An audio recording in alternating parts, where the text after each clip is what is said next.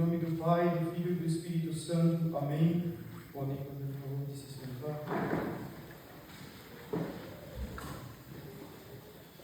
Reverendo Padre, caros irmãos, caros seminaristas, caros fiéis, já se tornou um maravilhoso costume aqui no mosteiro realizarmos a cerimônia das 40 horas. O direito canônico prevê que anualmente, onde Nosso Senhor permanece reservado no sacrário, faça-se esta devoção, para a sua maior honra e glória e fervor dos fiéis. São 40 horas em memória das 40 horas que Nosso Senhor permaneceu no sepulcro.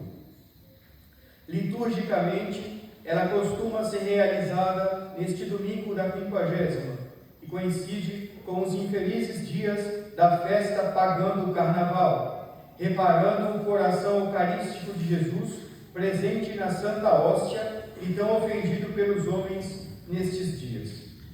Portanto, convidamos a todos para que venham se entreter com o Nosso Senhor, que estará exposto no ostensório na capela do mosteiro, dando-lhe homenagens de reparação, compensando-lhe amor por amor. Venham se ajoelhar a seus pés, oferecendo-lhe seus corações. Os mundanos atravessarão a noite em suas devassidões. Nós devemos passar a nossa em consolações a Jesus. O mundo é dividido em dois campos, como nós sabemos, dos que são por Jesus e dos que são contra Jesus. O que nos divide? O pecado. De que lado estamos? Venham cansados, venham fazendo sacrifícios.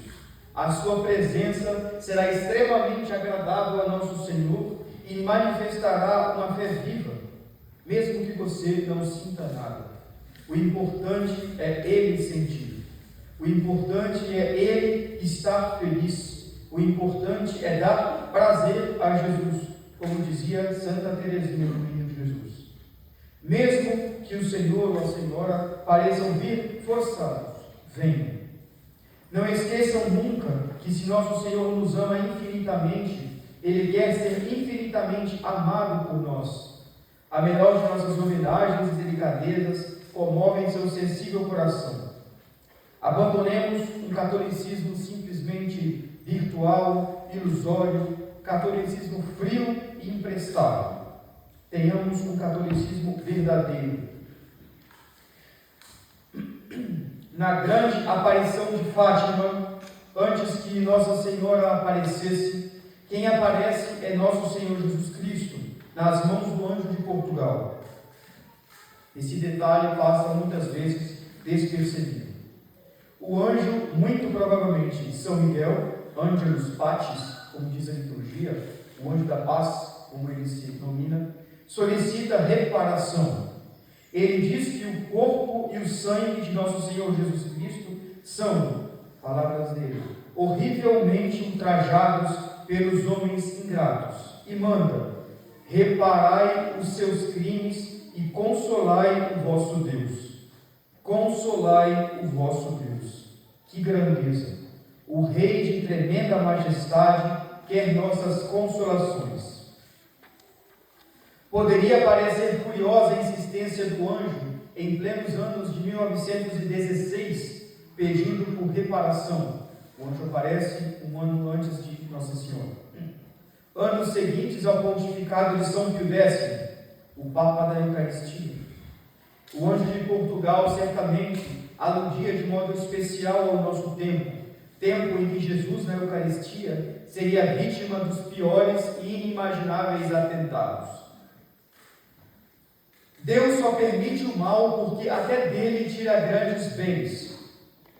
O protestantismo, esta escória, teve a ousadia de negar a presença real de Nosso Senhor no Santíssimo Sacramento no século XVI. Mas, como resposta, o Espírito Santo suscita na Igreja as obras eucarísticas. Foi assim a Contra-Revolução Católica do século XVI. É como se a Igreja dissesse: vocês negam a presença real? Então verão nossos sacrários agora cheios de ouro. Os altares barrocos se tornam verdadeiros castelos onde mora Jesus. É a profissão de fé da Igreja contra a barbárie protestante. Vêm então as exposições solenes. Até este momento não haviam exposições do Santíssimo Sacramento como temos hoje. Nosso Senhor não era exposto para a adoração dos fiéis. Se o diabo soubesse, jamais teria feito a revolta de Lutero. E a Igreja continua: pois nós o adoraremos 24 horas por dia, sem parar. E daí nascem as maravilhosas ordens de adoração perpétua a Jesus no Santíssimo Sacramento. Nascem as obras das adorações noturnas, diurnas, as bênçãos do Santíssimo Sacramento se multiplicam em toda a cristandade. E também nascem as 40 horas. Sim, o Espírito Santo queria afervorar a Igreja, e eis o que é uma verdadeira renovação da cristandade.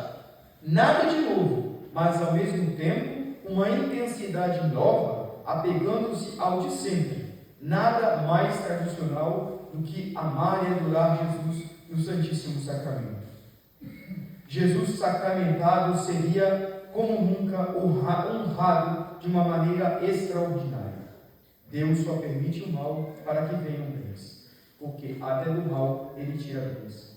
Sem dúvidas, será, portanto, o bem-aventurado padre Julião Eymar, que falará com sua língua de fogo o que o Santíssimo Sacramento deve ser para nós e qual deve ser nossa relação para com ele.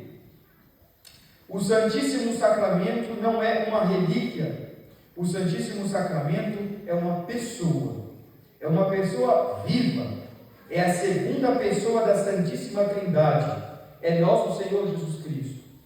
Está nele igualmente o Pai e o Espírito Santo por concomitância, pois em cada uma das pessoas divinas contém as outras duas. São um só Deus. Na hóstia santa está toda a plenitude da divindade. Já paramos para pensar? Temos essa noção que quando estamos diante de Jesus, hóstia, estamos no céu. Verdade, ainda não vemos sua divindade, mas ela está ali, como no céu. Que dom! O reverendo padre Calderon escreve bem em seu livro O Reino de Deus, abre aspas, Jesus Cristo reina nesta terra na hóstia consagrada. Ele está no mundo para reinar sobre nós. É um grande princípio de organização social. Se nós organizássemos de tal maneira a nossa vida, diante da consideração de que Ele está pessoalmente, vivo, real, sobre as espécies eucarísticas, se vivêssemos para vê-lo oferecer-se na Santa Missa, rezando por nós, se vivêssemos para recebê-lo, a fim de que Ele vivesse em nós, se vivêssemos considerando que Ele vive no meio de nós, esse é o reino de Deus sobre a terra. Caros fiéis, Jesus vive no meio de nós. Jesus vive no meio de nós. É preciso pedir uma graça a Nossa Senhora, ter devoção a Jesus. Jesus deve ser tudo para nós, e Jesus sacramentado. Ou Jesus na Eucaristia ou a morte, dizia São Pedro Julião. Deus só nos amará na medida em que nós estivermos unidos a Jesus. Nosso Senhor disse no Evangelho, que nós acabamos de ler: quem come minha carne e bebe meu sangue, permanece em mim e eu nele. E será essa semelhança, essa identificação com Jesus que agradará o Pai eterno. Sem mim, vós não podeis fazer nada. Portanto, não há diferença entre Jesus e a hóstia consagrada. Parece que nos é claro, mas se fizermos um exame de consciência, veremos que na prática não identificamos tão perfeitamente assim. É preciso absolutamente que nós entendamos isso. Por que, por exemplo, visitamos tão pouco a capela durante a semana? Por que somos tão frios na devoção? Porque nossa fé é fraca, que Ele está ali. Nós vivemos na prática como se não entendêssemos. Quando entramos na capela, parece que ajoelhamos em brasas ardentes e tanta vontade que temos de sair rapidamente. Falta de fé. Nossa fé é fraca. Enquanto os pobres protestantes, todos os dias, vão adorar o diabo em suas ceias. Onde estão as horas santas na capela que deveriam se disputar? Onde estão as adorações perpétuas? Nós dizemos que guardamos a tradição, que somos fiéis tradicionalistas, mas, infelizmente, para nossa vergonha, vemos pobres vítimas da heresia modernista e liberal que passam horas diante da presença de Jesus na Eucaristia. Quantas horas por semana você passa diante de Jesus na Eucaristia? Quem faz esse exame de consciência antes de se confessar? Emite Spiritum tuum et creabuntur. Enviai, Senhor, o vosso Espírito e renovareis a face da terra. Enviai, Senhor, o vosso Espírito e acendei nos corações dos vossos fiéis o amor de nosso Senhor Jesus Cristo do Santíssimo Sacramento. Talvez não conseguimos fazer o melhor por conta de nossas obrigações e este mundo moderno inimigo de Deus que faz uma loucura na nossa vida. Mas se fizermos o exame de consciência, nós fazemos ao menos o que está em nosso alcance? Será que nós não poderíamos fazer mais por Jesus do Santíssimo Sacramento? É nos pés do sacrário, disse Nossa Senhora Santa Catarina de Labouré, que deveis encontrar consolação para as vossas cruzes. Não pode ser normal que os católicos visitem tão pouco a Jesus sacramentado. Não pode ser normal que a maioria das vezes que entramos nas igrejas, ela está vazia. Sobretudo nós, padres, seminaristas, religiosos e religiosas. O tempo que tivermos, devemos passar com Ele. Tudo passará. No final desta vida, seremos nós e a hóstia consagrada. Nós e nosso Jesus. Nós dois em nosso leito de morte. O céu não é outra coisa senão Jesus, que levantará o véu de sua hóstia e se deixará ver em sua glória e sua divindade. Mas Ele já está aqui. Ele estará aqui em alguns instantes. O mesmo que está no céu. Comecemos então o nosso céu na terra. Jesus fez tudo o que podia para que a terra já fosse para nós uma antessala do céu. Se não vivemos um céu na terra com Ele, não é por culpa de Jesus, mas por nossa culpa. Os primeiros cristãos viviam para isso, vendiam tudo o que tinham para ficar perto de Jesus o máximo que podiam. Desprezavam tudo, queriam um martírio para poder estar perto de Jesus sem interrupção. Dona Fé diz que a vida religiosa é o que sobrou da vida católica primitiva. Os católicos da igreja primitiva viviam, em sua maioria, como os religiosos viviam. Bem, é verdade que o Espírito Santo conduziu a igreja e os cristãos para a organização social, etc. Mas o fervor deveria permanecer.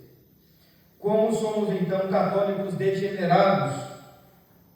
Muitas vezes chegamos para assistir à missa e vamos conversar antes de ver Jesus. Muitas vezes isso acontece. Vamos para a missa e paramos à porta da capela para conversar. Vamos a uma casa religiosa e não pedimos para visitar Jesus no Santíssimo Sacramento. Façamos o exame de consciência. Às vezes, nós vimos um mosteiro, vamos ao seminário, vamos ao convento das irmãs e não pedimos para visitar a capela. É um erro, uma falta de fé. Peçamos para ver Jesus. Se compreendêssemos isso, São Francisco de Sales dizia que nosso dia deveria se dividir em dois: a preparação para a comunhão e a ação de graças. Tal é a importância de Jesus na Eucaristia. Se os padres, se os religiosos compreendessem isso, se os fiéis compreendessem, a face da terra seria renovada. Seria renovada. E é preciso renovar a face da terra. Não é possível que nos conformemos com Jesus vivendo nesta terra e sendo desprezado. Não. Agora Ele deve reinar. Toda nossa ação, dizia Dom Lefebvre, se resume em para que Ele reine. De São Paulo, expressão de São Paulo. Devemos, então, empreender belos altares, belas igrejas, fazer belas procissões e organizar tudo o que pudermos para honrar Sua presença e dar-lhe glória. Tudo o que nossa criatividade piedosa nos animar e a obediência nos permitir. O cardeal Pi, grande apóstolo do Cristo Rei, dizia: mesmo que nós víssemos o reino de Jesus Cristo se esfarelando diante de nós, nós deveríamos nos consumir para que Ele reine. É uma forma infalível de santidade para os lares, para as famílias que são verdadeiros santuários eucarísticos, são santuários de paz. Os pais que compreendem que Jesus está vivo e que organizam a sua família desta maneira, vão ter paz. Experimente colocar Jesus sacramentado no centro de tudo e verás maravilhas de santidade. Caros fiéis, como tema para essas 40 horas, haverá apenas duas conferências que serão amanhã, às 9 da manhã e às 18 da tarde, 9 da manhã e às 18 da tarde, para os que puderem. Nós escolhemos o tema As Maravilhas da Santa Missa. Procuraremos fazer algumas reflexões doutrinais sobre a ação a mais sublime desta terra. Jesus oferecendo-se a seu Pai no altar. Nós queremos assim fazê-los o quanto nos é possível, apreciar e aproveitar ainda mais deste tesouro infinito, causa de todas as graças. Muitas vezes nós sofremos por nossa culpa. Deus estaria pronto para nos tirar de apuros se nós fôssemos lá onde Ele quer nos livrar. A missa em primeiro lugar. Nada maior que Jesus, e em Jesus, nada maior que seu sacrifício. Jesus está presente no Santíssimo Sacramento com seu corpo glorioso, certo? Mas em uma qualidade especial, está em condição de vítima. Sim, é impossível separar a hóstia do ostensório de prata que nós adoraremos da hóstia que foi a da missa e a do Calvário. A Santa Missa é Jesus oferecendo sua vida pelo oferecimento separado de seu corpo e de seu sangue, significando sua morte mística por nossa salvação. Ora, isso não é outra coisa senão um Calvário. Ostensório, Calvário e missa. A missa é o Calvário colocado em nosso alcance, à nossa disposição. O ostensório é a exposição dessa vítima imolada. O ostensório é a exposição desta vítima imolada, no qual habita toda a plenitude da divindade, o qual não cessa, como diz São Paulo, de rezar por nós. Deus não ama nada mais nesta terra do que esta hóstia. São Pedro, Julião e Mar diz que o amor de Jesus fez multiplicar os sacrários para, vendo-o sacramentado em todas as partes, o Pai não achasse no mundo lugar para castigar. A missa é Jesus rezando por nós diante de seu Pai.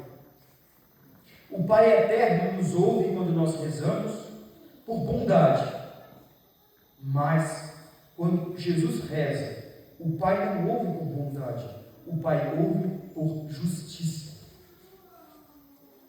Como não viver na Santa Missa? Quem fala a hóstia fala a vítima. Poderíamos dizer que quando olhamos para o ostensório, olhamos para um crucifixo vivo. Ali está o mesmo coração do Calvário, vivo, real, com os mesmos sentimentos, com as mesmas intenções de honrar e adorar seu Pai, repará-lo em nosso lugar. Ali ele está com a mesma intenção de nos livrar das garras da morte, de agradecer por nós a seu Pai e de rezar para que nós nos salvemos. Quer dizer, de realizar os nossos deveres de religião. A maior alegria de um religioso, de uma alma consagrada, de Santo Afonso Maria de Ligório, é morar debaixo do mesmo teto que Jesus. Se somos salvos é porque Jesus pediu para que nós o fôssemos. Foi o pedido de Jesus que nos salvou. E como ele pediu? Ele pediu, trocando nossa salvação pela sua vida humana deposta na cruz. A tremenda justiça de Deus decretou que nossa salvação custaria uma reparação, em teologia se diz, ex toto rigore justitiae, com todo o rigor da justiça. Lesamos externamente uma glória que Deus tem direito. Só um Deus poderia reparar isso, pois a glória de Deus é infinita. Ora, a missa é essa troca, se passando diante de nossos olhos. Deus nos salva, Jesus morre. Pai, tome minha vida e dê a eles o céu. Que hino de glória e Santíssima Trindade. Como Santo Tomás se refere, é a obediência redentora do Cristo. A nossa desobediência nos condena e a obediência de Jesus, até a morte de cruz, nos salva. Jesus oferece seu corpo e seu sangue que valem o infinito. Por serem o corpo e o sangue unidos a uma pessoa divina. Portanto, essa homenagem de obediência cantada por ele no Calvário, que ele canta na missa, satisfaz a rigorosíssima justiça vingativa de Deus. Assim, nós somos salvos. É esta hóstia que nos salva. Em alguns instantes, estaremos diante do Cordeiro imolado de Deus. Com que devoção não devemos dobrar nossos joelhos e inclinar nossas cabeças? Que amor não deveria nos inflamar e, junto deste amor, que zelo nos deveria nos consumir por ver a igreja no estado em que ela se encontra? Caros fiéis, nós não poderíamos deixar de lembrar a situação atual da igreja e o que o diabo fez. Desde a Basílica de São Pedro até a menor das igrejas, com exceção, bem, graças a Deus, de nossas capelas, nosso Senhor é objeto de um atentado terrível. A nova religião conciliar e sua nova missa. A abominável missa nova.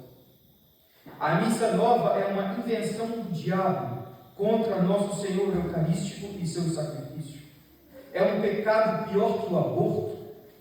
A missa nova brada aos céus por vingança como nenhum outro pecado.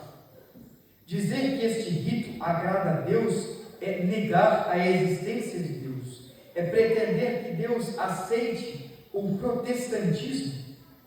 É pretender que Deus se contradiz. O rito de missa deve exprimir a fé revelada por Deus.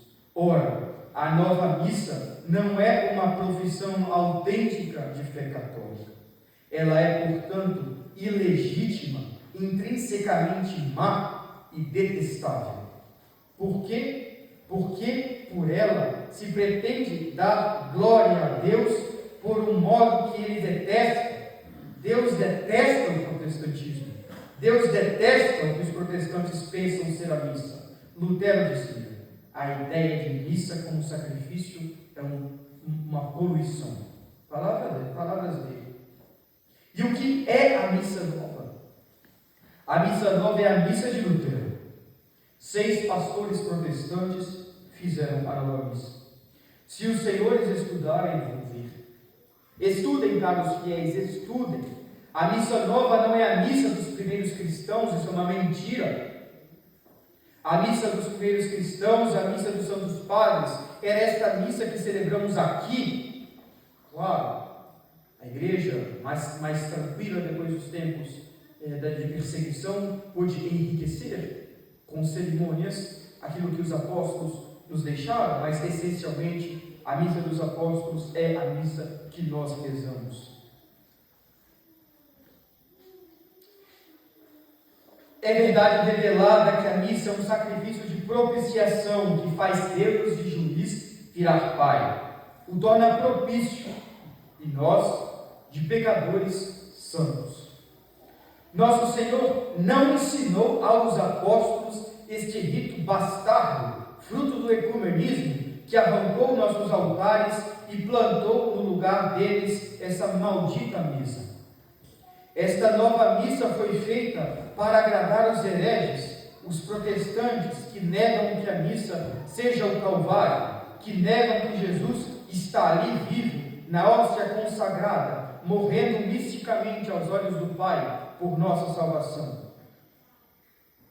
Os modernistas, filhos do diabo, envolveram o sacrifício de nosso Senhor em um rito que ele detesta, diz Monsenhor de Castro Maio, pois ele exprime mentiras.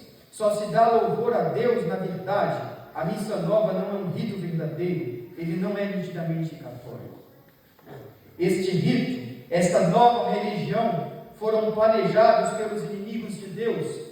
Dom Lefebvre lembra de um cônego apóstata chamado Roca, em meados do século XIX, que havia previsto a nova igreja, são palavras do cônego, que poderá não ser capaz de manter nada de sua doutrina e da forma original da antiga igreja, receberá, no entanto, consagração e jurisdição canônica de Roma. Roca profetizou, entre aspas, uma reforma litúrgica. Na verdade, ela estava sendo tramada nas sociedades secretas.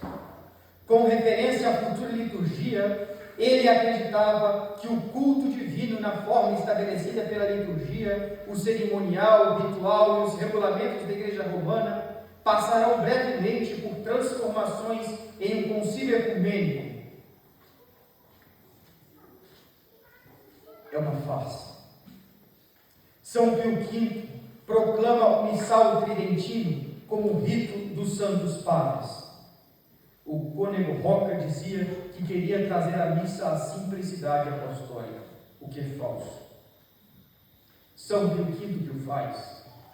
Os santos padres receberam dos apóstolos a maneira e o rito que deveria guardar esse sacrifício, e o Espírito Santo conduziu assim a igreja. Este cônego anteviu que o referido concílio levaria a um perfeito acordo entre os ideais da civilização moderna e o ideal de Cristo e seu Evangelho. Isso seria a consagração da nova ordem social e o solene batismo da civilização moderna, nascida na Revolução Francesa, em que Jesus não reina. É de se arrepiar, como ele prevê com entusiasmo, uma nova religião, um novo dogma, um novo ritual, um novo sacerdócio. Ele chama mesmo os novos sacerdotes de progressistas, ele usa essa palavra. Fala sobre a supressão da batina e sobre o casamento dos sacerdotes. É uma guerra, caros fiéis, e é nossa guerra, pois nascemos para Deus e para as coisas de Deus. O diabo quer distrair-nos com futilidades. Não se deixem levar pelo diabo. Preocupem-se com Jesus, com o sacrifício de Jesus, com sua glória. E é isso que nos conduz o Pai Nosso. É a isso que nos conduz o Pai Nosso quando nos faz pedir antes de tudo santificado, quer dizer, conhecido, amado e servido seja, Senhor, o vosso nome. Venha a nós o vosso reino e seja feita a vossa vontade. Nós não podemos descansar enquanto esta nova religião estiver em Roma, enquanto esta máfia ditar as regras na Santa Igreja. Não podemos descansar enquanto a missa nova estiver em livre circulação, enquanto esta nova religião ocupar os nossos templos. Não podemos descansar enquanto a comunhão na mão estiver acontecendo. Temos que denunciar os autores dos erros. Não podemos querer compromissos com estes inimigos do sacrifício de nosso Senhor, inimigos do seu reino universal, como dizia Dom Lefebvre. Eles são anticristos, dizia Monsenhor. Vocês trabalham para descristianizar a sociedade, dizia Dom Lefebvre, o cardeal Ratzinger, futuro Papa Bento XVI, e nós para que o Cristo reine. É impossível trabalharmos juntos. Que nos excomungue, que nos penalize, não vale nada. Eles são inimigos de Deus. Acaso valeu terem excomungado Nosso Senhor da sinagoga? De nada valeu a condenação feita por Caifás, que era também o soberano pontífice daquele ano. Caifás condena Nosso Senhor Jesus Cristo. Acaso valeu essa excomunhão porque ele era soberano pontífice? Não. Quem nos persegue será um dia condenado pela Igreja. Sim, o Vaticano II será condenado pela Igreja. Os papas do concílio serão condenados pela Igreja. É impossível duvidar disso. Nossa Senhora vencerá, ela restaurará o reino eucarístico de seu Filho. Ela é a primeira que quer vê-lo honrado e glorificado. A fé da Igreja nos ensina que Nossa Senhora vence todas as heresias do mundo inteiro. Acaso seria o liberalismo e o modernismo mais poderosos que ela? Não. Diz o Padre Calmel, a hora da derrota do modernismo e do liberalismo está marcada. Ela varrerá os inimigos de Deus da Igreja. Ela suscitou Dom Lefebvre e Dom de Castro Maia, que foram a realização da promessa de que a Igreja jamais desfaleceria, jamais pereceria. Eles, assim como o profeta Elias, não dobraram seus joelhos diante de Baal, não aceitaram a revolta contra Deus manifestada no concílio e legiferada pelo Código de Direito Canônico de João Paulo II. A Igreja é santa e imaculada, a tradição é santa e imaculada. Eles nos transmitiram a tradição esta que é idêntica à Igreja Católica Apostólica Romana. Onde está o bispo de Santo Inácio de Antioquia? Aí está a Igreja. Ora, Dom Lefebvre e Dom Antônio representavam a santidade da Igreja e sua indefectibilidade. Dom Williamson, com insignes méritos e odor de santidade, nos deixou há poucas semanas, representou igualmente esta indefectibilidade e essa intolerância dos princípios, assim como nossos bispos sagrados por ele, a quem nós devemos estar unidos. Caros fiéis, para que ele reine, que Nosso Senhor nos ajude a se consumir nesse ideal sublime. Que maravilha no leito de morte lembrarmos que oferecemos a nossa vida por este ideal. Pais de família, religiosos e religiosas, temos diante de nós uma batalha que deveria nos entusiasmar, como dizia Dom Lefebvre em sua última homilia do Cristo Rei. Padres, religiosos, leigos, pais e mães de família, rapazes e moças, todos devemos nos aplicar neste ideal. Tudo passa nesta vida, menos a caridade, menos o que tiver sido feito para que nosso Senhor reine, para que Ele seja tudo em todos. Desejo a todos uma fervorosa oração das 40 horas.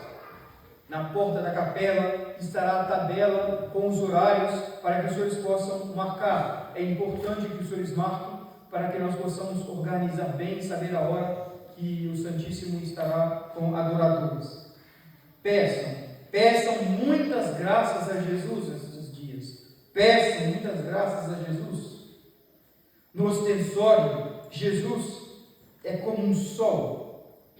Assim como o sol deixa de nos queimar somente se nós nos escondemos dele, assim no ostensório, Jesus só deixará de nos cumular de graças se nós pararmos de pedir.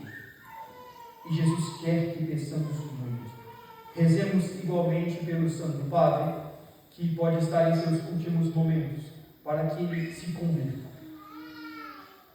Pois ele, nosso Senhor Jesus Cristo, quer nos conceder todas as graças, pois ele é o bem, e o bem não quer outra coisa senão comunicar-se. Que Nossa Senhora e nosso Pai, São José, lhes abençoe e lhes ensine uma verdadeira devoção a Jesus na Eucaristia. Louvado seja nosso Senhor Jesus Cristo, para sempre seja louvado. Em nome do Pai, do Filho e do Espírito